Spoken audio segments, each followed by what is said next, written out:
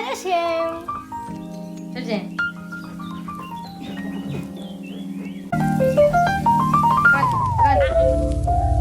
So hey everyone, what's up, I am Nikita and welcome back to my channel. તો આજે આપણે એક DIY મૂન લાઇટ બનાવવાના છીએ. તમે ઓનલાઈન જોયું જ હશે એમેઝોન અને ફ્લિપકાર્ટ ઉપર કે કેટલી એક્સપેન્સિવ હોય છે. તો આપણે આજે એને ઘરે બનાવવાની ટ્રાય કરશું. મેં પણ ઘણા વખતથી વિચાર્યું તો આ ક્રાફ્ટ કરવાનો. આજે આપણે સાથે ટ્રાય કરશું. જ્યારે આપણે કોઈ પણ ક્રાફ્ટ ઘરે કરીએ ત્યારે આપણે પોતાની સેફ્ટીનું ખાસ ધ્યાન રાખવાનું.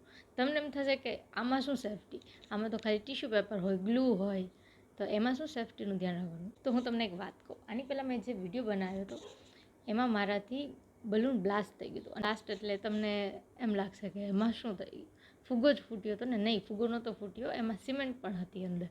અને જો મેં કદાચ મારા ચશ્મા ન પહેર્યા હોત તો એ સિમેન્ટ સીધી મારી આંખમાં જાત અને પછી ખબર નહીં શું થાત. ક્રાફ્ટ બનાવવામાં કંઈ કેમિકલ રિએક્શન નથી આવતા, બરાબર? પણ આવું કંઈક થાય જે મારી સાથે થયું આની પહેલાંના વિડીયોમાં, તો એવું તમારી સાથે ન થાય એટલા માટે કહું છું. અને લોકોને એવું પણ થાય કે ભાઈ આ સેમ વસ્તુ તો આપણે ઓનલાઈન પણ ખરીદી શકીએ ને, શું કામ આપણે જાતે બનાવવું ને શું કામ જાતે મહેનત કરવી. પણ આપણે હોટલમાં ખાવા જઈએ અને આપણે પોતે જાતે બનાવીને ઘરે જમીએ તો એ બંનેમાં સ્વાદ તો અલગ આવે જ છે. નહીં, તમને પણ ખબર છે અને મને પણ ખબર છે.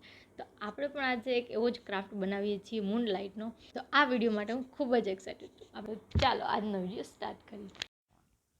તો આ ક્રાફ્ટ બનાવવા માટે આપણે જોઈશે ટીશ્યુ પેપર, પાણી, સીઝર, પેઇન્ટ બ્રશ, ફેવિકોલ અને બલૂન. સૌથી પહેલાં આપણે ટીશ્યુ પેપરને નાના નાના ટુકડામાં કટ કરી લેવાનું છે. આખું ટીશ્યુ પેપર લગાડવામાં થોડુંક મુશ્કેલ પડશે, એટલે બેટર છે કે તમે નાના નાના ટુકડામાં લગાડો. અને ત્યાર પછી એને ગ્લુ અને પાણીના મિક્સચરથી સ્ટિક કરી દેવાનું છે બલૂન ઉપર. ગ્લુ અને પાણીનું બેટર મીડિયમ રાખવાનું છે, બહુ જાડું પણ નહીં અને પાતળું પણ નહીં. તમને યાદ છે આપણે જ્યારે નાના હતા ત્યારે ચાંદા મામામાં જોઈને કોને એક ડોશીમાં અને ઘેંટું દેખાતું હતું? ન દેખાતું હોય તો પણ આપણે એવી સ્કીમ આપી દેતા, જો સામે ડોશીમાં દેખાય, જો સામેની બાજુમાં ઘેંટું ઊભું છે. હવે તો આ ચાંદા મામા આપણા ઘરમાં જ છે, તો આપણે ગોતી જ કાઢશું કે ડોશીમાં ને ઘેંટું ગયા ક્યાં. હવે મેં આને 1 થી 2 કલાક સુકાવા દીધું છે. સુકાયા પછી પણ મને એવું લાગ્યું કે આ એટલું બધું સ્ટ્રોંગ નહોતું, તો એટલા માટે મેં એવું વિચાર્યું કે હું આને હજી એક લેયર દઈશ વોલ પુટ્ટીની. જો તમારી પાસે વોલ પુટ્ટી ન હોય તો તમે વ્હાઇટ સિમેન્ટ પણ યુઝ કરી શકો. એની સિવાય યુઝ કરશો તો પછી મૂન જેવી ઇફેક્ટ નહીં રહી.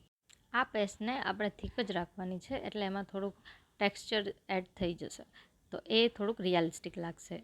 ત્યાર પછી આને આપણા બોલ ઉપર ઇવનલી સ્પ્રેડ કરી દેવાનું છે.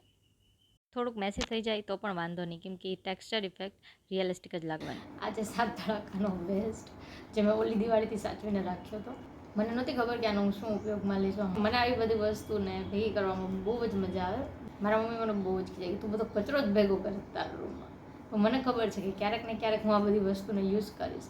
ત્યારે મને નથી ખબર કે આનો શું યુઝ કરીશ, પણ આજે મને ખબર છે કે આનો શું યુઝ કરવાનો છે. આનાથી આપણે એક સરસ મજાનું સ્ટેન્ડ બનાવશું. ચાલો સ્ટાર્ટ કરીએ.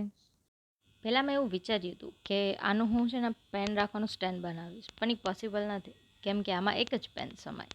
એટલા માટે આજે આનું સારું મુહૂર્ત આવી ગયું છે, તો એનું મસ્ત સરસ મજાનું સ્ટેન્ડ બની ગયું છે, જેનો આપણે બીજામાં પણ ઉપયોગ કરી શકશું. આ બોલને આપણે મૂન જેવી ઇફેક્ટ આપવા માટે એને આપણે બ્લેક કલર કરશું. તો આપણું મૂન રેડી છે. તો આનાથી આપણે સરસ મજાનું સ્ટેન્ડ બનાવ્યું છે, જેના ઉપર આપણું મૂન હશે. આ દેખાવામાં બહુ જ સરસ લાગે છે. મેં આને ગ્લુ ગનથી ચિપકાવ્યું છે. તમે ઈચ્છો તો ફેવિકોલથી પણ ચિપકાવી શકો છો. મારા ખ્યાલ પ્રમાણે ગ્લુ ગન બેસ્ટ રહેશે. આપણો ગોલ મટલ ચાંદા મામા એની ધરી ઉપર આવવા તૈયાર છે. તો આ બહુ જ સરસ લાગે છે. તમે પણ આને ઘરે ટ્રાય કરજો. તમે આને રાત્રે નાઇટ લેમ્પ તરીકે પણ યુઝ કરી શકો છો.